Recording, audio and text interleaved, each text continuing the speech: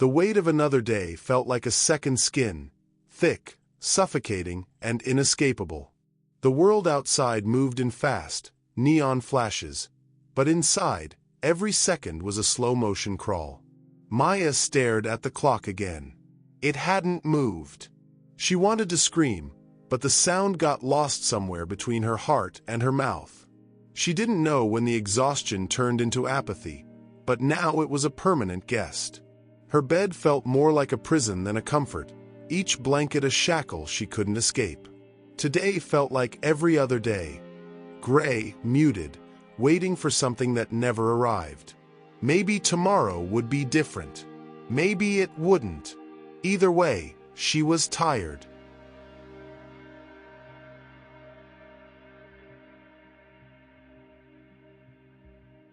Maya's alarm clock buzzed, sharp and insistent, breaking the fragile silence of her room.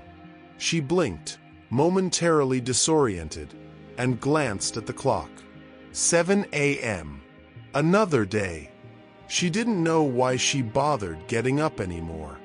It wasn't that she hated life, it was just that life had become so irrelevant. The same routine, the same repetitive motions, the same half-hearted effort to move through the day. She dragged herself out of bed, her body protesting, her mind numb. The floor was cold beneath her bare feet, but the chill didn't cut through the fog that clouded her mind. She stood in front of the mirror for a few moments, staring at her reflection. A stranger's face looked back at her, someone who wore a mask of normalcy, but beneath it was a hollow emptiness. She didn't recognize herself anymore. Her coffee machine sputtered, and the bitter scent of brew filled the air. Maya sipped it mechanically, eyes blank as she stared out of the window. The world outside moved in fast, bright flashes, cars rushing by, people walking, the sun shining so brightly it almost felt like a cruel reminder that everything around her was alive. It was as though the world had turned into a fast-paced movie, while she remained frozen in the background. Nothing in her life seemed to matter. The minutes bled into hours, and before she knew it, she was seated at her desk at work. Her fingers hovered over the keyboard, but no words came. She clicked through emails, half reading them, half waiting for something, anything, to ignite some spark inside her. She answered a few questions from her coworkers, smiled politely when she had to, but it was all automatic. She was just going through the motions. It had been weeks, maybe months, since she last felt alive in any meaningful way. The same pattern of exhaustion, detachment, and longing for something to break through, to change, to wake her up had become her reality. But each day felt like a repetition of the last. The cycle never stopped. It just blurred into one long, monotonous existence. Maya sank deeper into her chair, feeling the weight of time pressing down on her. The clock ticked on, but for her, it wasn't moving. Not really.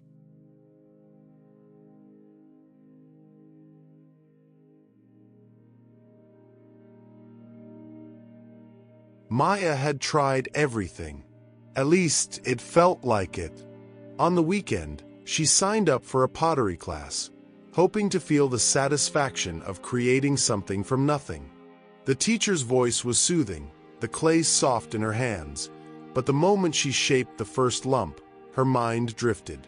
She stared at the spinning wheel as it turned, watching the clay twist and form into something recognizable, but it felt foreign to her. The effort was there, but the enjoyment wasn't. The pieces she made felt empty, even before they dried. She tried to re-engage with her friends. On Friday night, she met Sarah and Jamie for dinner at a trendy restaurant. Their laughter echoed around the room as they caught up on their lives. Maya smiled, nodded, and participated in the conversation, but her words felt hollow. Everything seemed like a performance. The jokes, the shared stories, the remember when moments, they were all scripted in her head, rehearsed and predictable. In the silence between sentences, She could hear the hum of her own thoughts, drowning out the world around her. Why am I even here? The question loomed larger with every passing second. She realized, with an uncomfortable clarity, that she was pretending. She had become a ghost in her own life, drifting through interactions without truly being present. After dinner, Sarah and Jamie invited her to go out for drinks. Maya nodded, but as they stepped into the bar, she felt that same wave of exhaustion wash over her. The music was too loud, the laughter too forced, the crowd too alive. Her body felt heavy, her feet rooted to the ground as if she couldn't bear to move. She sat at the bar with her drink, forcing herself to smile when someone glanced her way. It was a polite, automatic gesture, a mask she had perfected over the years.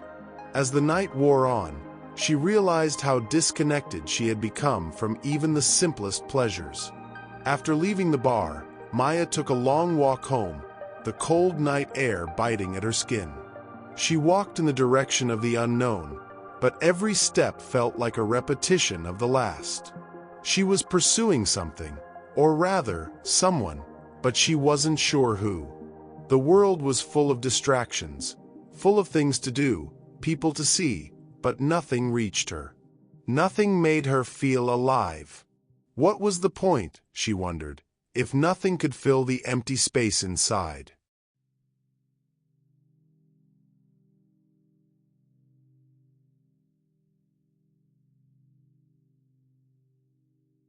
Maya's mind had begun to unravel at the edges. The facade she wore so carefully each day started to feel more like a burden than a shield. It wasn't that she was tired of pretending. She no longer had the energy to even pretend. The cracks in her performance were starting to show. It happened at work first. She had been assigned a project, something she could have easily completed on autopilot. But when she sat down to start, the screen in front of her felt like an insurmountable wall. Her fingers hovered over the keyboard, but nothing came. The words didn't form, the ideas didn't connect. Each attempt felt like a lie. A part of her wondered if it was better to just quit, to let everything slip away and disappear into nothingness. The thought was tempting, but she couldn't quite bring herself to act on it.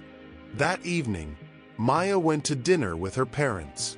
It was supposed to be a simple meal, but everything about it felt off. Her mother chattered away about an upcoming family event, her father asking polite questions about work and life. But Maya didn't hear the words. Her mind was elsewhere, drowning in the static of her own thoughts. She barely managed to nod in agreement, offer a few words here and there, but it wasn't enough. Her mother's voice felt like a distant echo, her father's concern just a blur of well-meaning noise. When they dropped her off at her apartment, her mother kissed her on the cheek and said, "You don't seem like yourself lately. Are you okay?" The question hit Maya like a blow to the chest. "I'm fine," she lied, her voice flat, the words rolling off her tongue without conviction. But inside, she wasn't fine. She hadn't been for a long time. As the door closed behind her, she sank onto the couch, her body heavy with the weight of everything she hadn't said.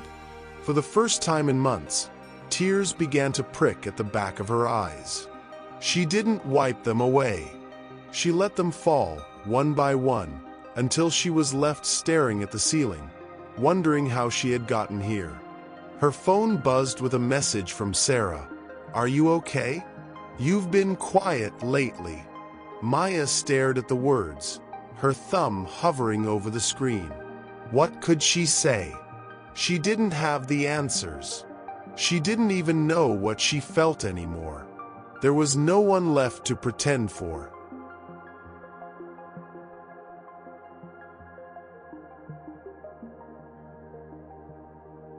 Maya's world had become a blur of gray days and empty nights, each one blending into the next until the distinction between time and space began to dissolve. She no longer knew what it meant to feel alive. The weight of her existence had grown unbearable, yet she couldn't summon the energy to change anything. She existed, but only just. One afternoon, after another aimless walk through the city, Maya ended up at a park. The cold autumn air bit at her skin, but she barely noticed. She sat on a bench under a large oak tree, watching the leaves scatter across the ground.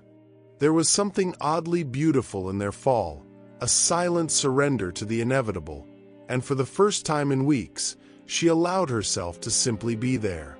She let the moment wash over her, a quiet space where the noise of her thoughts felt distant, almost unreal.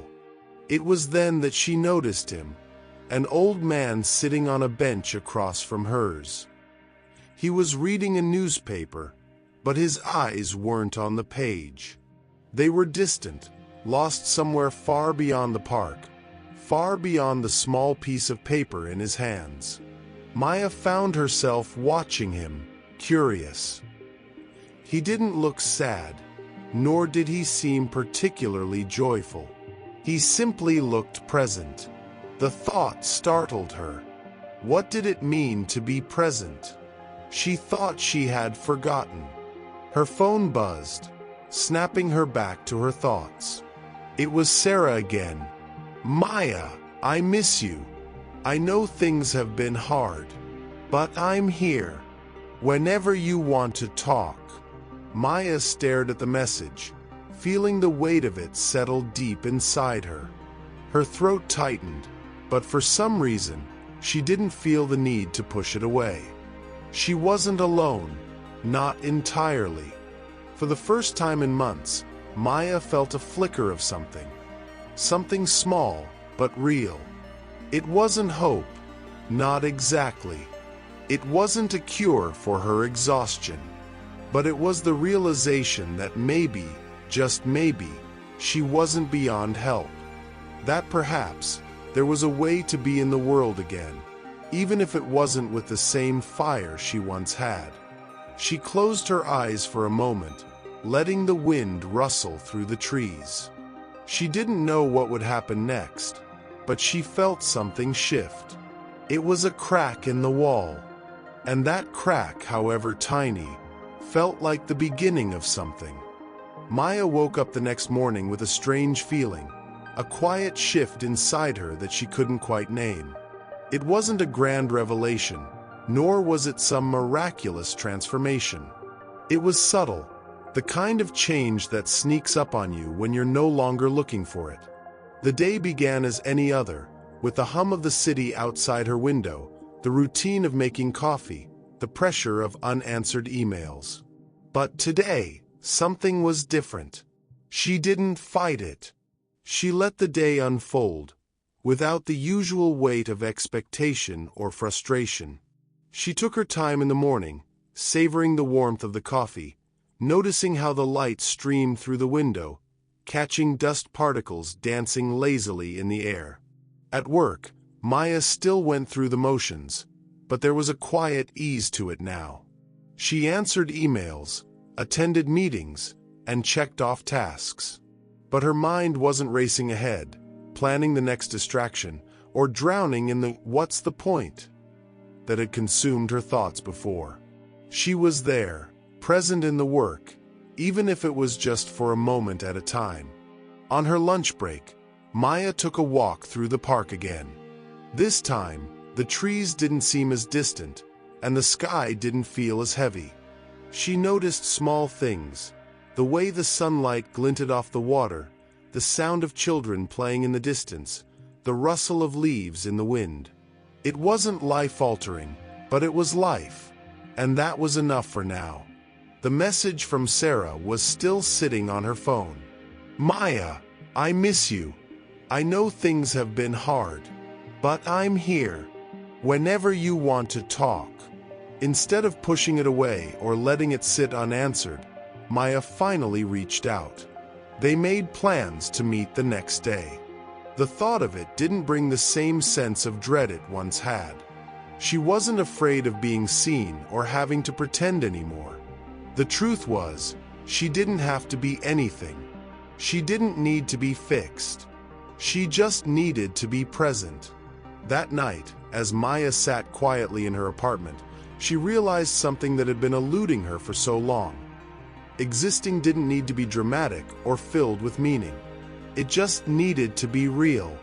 In the stillness of the evening, she felt a kind of peace that had been absent for so long. It wasn't perfect.